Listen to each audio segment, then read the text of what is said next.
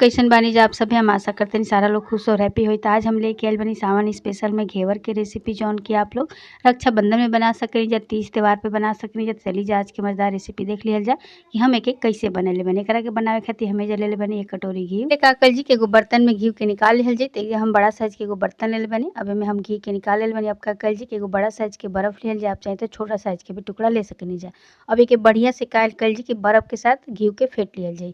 आप लोग देख सकते हैं जैसे जैसे घी के फेंटब वैसे वैसे एकदम से ठंडा हो जाए और ठंडा होके एकदम ही जम जाए। देख सकते हैं कैसे जो घी बा जम गई बा। आप लोग देख सकते हैं फ्रेंड्स। तब एक के बढ़िया से काकल जी की हमने के बर्फ की मदद से एकदम से घी के जमा लिहल जाए। घी एकदम जम गई बा। अब हाथ की मदद से करा के बढ़िया से फेंट लिहल जाए। देख सकते हैं कैसे हम फेंकत तनी, यही तरीके से आप लोग भी फेंट ले जाए। जे काकल जी कटोरी मैदा लिहल जाए। मैदा के हम छान ले बनी। थोड़ा सा नींबू के रस लिहल जाए, ठंडा पानी लिहल जाए, थोड़ा सा दूध लिहल जाए, दूध भी ठंडा लिहल जाए। हाथ से चाहे चम्मच से बढ़िया से पेस्ट के फेंट लिहल जाए। देख सकते हैं कैसे फेंटा तनी, ताकि बढ़िया से जन में गुठली ना बने और बढ़िया से हमनी के जौन पेस्ट बाटे एकदम से तैयार हो जाओ। तो हम का कैले बनी, थोड़ा सा फूड कलर डाल ले बनी। अगर आप लोग के पसंद ना हो तब बिना फूड कलर के भी बना सके नीचे। अब ये थोड़ा सा दूध थोड़ा सा पानी डाल के ऐसे करके बढ़िया से हमनी के पेस्ट तैयार कर लिया जी। एकदम से स्मूथ, मतलब कि एकदम मुलायमदार, एक भी गुठली ना होके के चाहिए। हमें थोड़ा थोड़ा पानी डाल के थोड़ा थोड़ा दूध डाल के करा के बढ़िया से आप लोग पतला सा बैटर तैयार कर लीजिए। एकदम से पतला होके के चाहिए, गाढ़ा ना होके के चाहिए, ना तो आप लोग के घेवर बनाने में बहुत दिक्कत हो जाए। ये वजह से आप लोग एकदम से पतला सा घोल तैयार कर ले जाए। जा काकल जी थोड़ा सा पानी डाल लीजिए एगो बर्तन में और में बर्फ का टुकड़ा डाल दिया जाए। अब हमने के जौन पेस्ट बना के रख ले बन जाए, एक वही में रख लिहल जाए। काहे कि हमनी के जौन पेस्ट बा गरम ना होके के चाहिए, एकदम से ठंडा होके के चाहिए। अब थोड़ा थोड़ा करके कढ़ाई गरम करके कलछल की मदद से चम्मच की मदद से बीच बीच में करके डालत जाइल जी, और चम्मच की मदद से साइड साइड में इसे करत जाइल जी। आप लोग देख सकते नीचे कैसे हम डालत नहीं, एकदम से थोड़ा थोड़ा डाले के, ज़्यादा नहीं के डाले के फ्रेंड्स। यही तरीके से करके चम्मच की मदद से चाहे लकड़ी की मदद से करके साइड में ऐसे करत जाए और बीच में हमनी के गिरावे के जाए के बाद पेस्ट के। तो देख सकते नीचे हम कैसे करत जाते नहीं तरीके से, चाकू की मदद से चाहे कलछल की मदद से चाहे लकड़ी से भी आप लोगों के साइड में ऐसे करत जाते। देख सकते नीचे हम साइड में करत जाते नहीं। अब एक छोड़ दिया जाए कुछ देर के लिए, ताकि बढ़िया से ही पक जाओ। तो आप लोग देख सकते नीचे कलर पहले से ज़्यादा चेंज हो गई बाटे और हमनी के जौन घेवर बा हल्का फुल्का फ्राई होखे लागल बा। तो हमनी के एकदम तेज आँच होके के चाहिए, तेज आँच पे करा के बनावल स्टार्ट करब जाना। नहीं तो ठंडा तेल रही तो आप लोग के घेवर बनावल बहुत ही मुश्किल हो जाए। ते वजह से आप लोग तेल के एकदम जब धुआं उठे लगे तब तक गरम करब जटे। तो देख सकते नीचे हम पहली बार में ही घेवर बनावे की तैयारी कर ले बनी। अगर आप लोग के भी पसंद आए तो प्लीज़ एक बार ट्राई जरूर करब जाते। देख सकते नीचे हमनी के जौन घेवर बा पहले से ज़्यादा फ्राई हो गई बाटे। ये देखी जा कितना बढ़िया हमनी के घेवर फ्राई हो गल बा फ्रेंड्स। देख रहे काकल जी की साइड साइड से चाकू की मदद से छुड़ा लिहल जाए। देख सकते नीचे एक तरीके से छुड़ा लेब जाए ना, तो ये अपना आप ही जो घेवर बा निकल जाए। तो आप लोग ऐसे छोटा साइज के भी बर्तन ले सकेनी जा। हम तो कढ़ाई ले बनी, आप लोग चाहे तो कोनो भगोना भी ले सकेनी जा, चाय बनाए वाला ओमे भी आप लोग के बना सकेनी जा। अगर छोटा साइज के घेवर बनावल चाहते हैं तब तो देख सकेनी जा हमनी के जौन घेवर बा कितना बढ़िया से एकदम से निकल जाता। यही तरीके से गोल गोल घूम जाता एकदम चक्र की तरह। देख सकेनी जा ये देखिए दबा दबा के बढ़िया से करके पका लेब जा, कच्चा ना रहे के चाहिए। तो ये देखिए जा हम तेल निकाल निकाल के बढ़िया से घेवर के पका लेते नहीं कलछल की मदद से। अब हमने के घेवर जौन बा बढ़िया से पक के रेडी हो चुकल बा। तब एक के काकल जी की चाकू की मदद से निकाल लिहल जाए। देखी जाए कितना बढ़िया जालीदार हमने के घेवर बन के रेडी हो चुकल बा। केहू कहिए ना सकेला क्योंकि हम पहली बार में ही बनैले बनी। अब दूसरा तरीका ये बा कि एगो बॉटल लिहल जाए, बॉटल में छेद कर दिहल जाए और थोड़ा थोड़ा बेटर ऐसे डालत चल जाए। एकदम बीच में डाले के बाटे। देख सकते हैं हम कैसे डालत नहीं, यही तरीका से डालत जाए। कलछल की मदद से चाहे कोनो चाकू की मदद से करके साइड साइड में ऐसे करत जाए के बाटे। देख सकते नीचे चारों तरफ से ऐसे करत जाए ना, तो हमने के जौन घेवर में जालीदार बनी और एकदम से साइड में जाके ही चिपक जाए। देख सकते नीचे कैसे हम करते नहीं, यही तरीका से करत जाए। लेकिन पेस्ट जौन बा एकदम से बीच में ही गिरावे के बाटे। देख सकते नीचे हम कैसे गिरावत नहीं।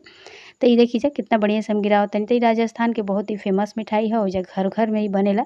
हमने के यूपी बिहार के तो मिठाई ना है, वजह से कि थोड़ा बनावे में दिक्कत होला, वजह तो लोग बहुत जल्दी बना लेला फ्रेंड्स।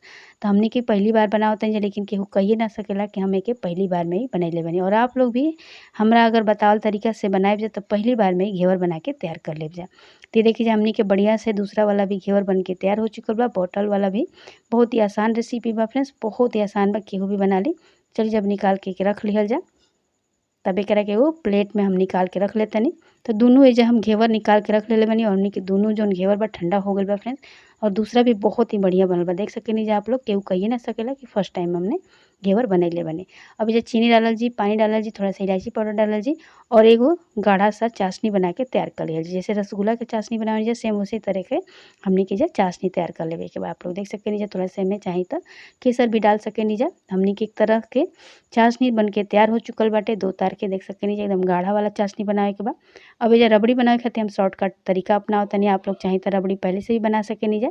तब एइजा का कइल जी, थोड़ा सा मिल्क पाउडर डाल जी, थोड़ा सा दूध डालल जी और बढ़िया से फेंट लिहल जी मिल्क और पाउडर और दूध के। और एमे मलाईदार हमने एइजा का कइले बानी कि दूध डालले रहनी है। त आप लोग भी चाही त ऐसे भी बना सकेनी जा। अगर चाही त एकरा के थोड़ा सा कढ़ाई में दूध डाल के बढ़िया से रबड़ी बना भी सकेनी जा। अब एइजा देख सकेनी हमनी के रबड़ी भी तैयार हो गइल बाटे और चाशनी भी तैयार होखल बा। त चली जा एके सजावल स्टार्ट कइल जा। सबसे पहले का कइल जी, घेवर के ऊपर से ऐसे चाशनी डालत जाइल जी कलछल की मदद से। एकदम से एकरा के का कइल जाई ना कि बढ़िया से भिगो लिहल जी चाशनी में। चाशनी डाले में कंजूसी मत करब जा, बढ़िया से चाशनी के डाल लेब जा। ये देखी जा हम कैसे डालत तनी, यही तरीका से डाल लेब जा। आप लोग चाही तो कोनो स्टैंड पे भी रख के ए पे डाल सकेनी जा। त देखी जा हमनी के जौन चाशनी में बढ़िया से ऊपर से आ गइल बाटे। अब का कइल जी कि अब रबड़ी एकरा ऊपर लगावल शुरू कइल जा। त आप लोग चाही त एकरा के बिना ऐसे भी सजा के खा सकेनी जा, लेकिन थोड़ा सा सजा देला पे थोड़ा देखे में अच्छा लगेला। और एके चाही त चांदी वाला वर्क भी आवेला, ओसे भी सजा सकेनी जा आप लोग। बहुत ही मज़ेदार रेसिपी है। एके सावन में अक्सर बनेला। राजस्थान में घर-घर ही बनेला रेसिपी। हम लोग के त एइजा ना बनेला, लेकिन फिर भी हमनी बनावल स्टार्ट कइले बानी। तो बहुत ही मज़ेदार रेसिपी रहल फ्रेंड्स। खाए में तो बहुत ही ज़्यादा मज़ा आ गइल ह। त अगर आप लोग के ई पसंद आई त प्लीज़ एक बार हमरा कहला पे ज़रूर ट्राई करब जा। त हम दोनों घेवर के एक के ऊपर सजा देतनी। देखी जा थोड़ा सा एकरा ऊपर भी चाशनी हम लगा लेतनी। ई देखी जा कितना बढ़िया से चाशनी लगा तनी। एकरा ऊपर से हम का करब कि घेवर लगा देब। हमार मतलब कि रबड़ी लगा देब। ई देखी जा। त केहू कहिए ना सकेला खा के कि रबड़ी हम मिल्क पाउडर से बनैले बानी जा। सेम जौन टेस्ट रबड़ी के आवेला सेम ओकर वही टेस्ट ही मिल्क पाउडर के भी आवेला। ई शॉर्टकट तरीका है। ए तरीका से बहुत जल्दी थोड़ा रबड़ी बन के तैयार हो जाला। त अगर आप लोग रबड़ी पहले से ही बना के रखले बानी जा तब भी आप ओके से सजा सकेनी जा। अब थोड़ा काजू किशमिश बादाम से के सजा दिहल जाई। आप लोग चाही त केसर के धागा से भी सजा सकेनी जा। अगर चांदी के वर्क होखे तो ओइसे भी सजा सकेनी जा। बहुत ही मज़ेदार और टेस्टी रेसिपी है फ्रेंड्स। एकरा के चाही त फ्रिज में 2-3 दिन रख के भी खा सकेनी जा। बहुत ही अच्छा लगेला। त अगर आज की हमारी रेसिपी आप लोग के पसंद आइल बा फ्रेंड्स त लाइक शेयर सब्सक्राइब जरूर कर देब जा। और अगर हमरा चैनल पे पहली बार आइल बानी जा त प्लीज़ हमरा चैनल के सब्सक्राइब कर लेब जा, ताकि हम और भी वीडियो आप लोग खातिर ला सकी। और प्लीज़ हमके कमेंट करके ज़रूर बताइब जा कि आज के हमारी रेसिपी आप लोग के कैसन लागल ह। और हमरा कहला पे एक बार एके ज़रूर ट्राई करब जा। तब तक खातिर बाय बाय। फिर मिलल जी काल एगो नया रेसिपी के साथ।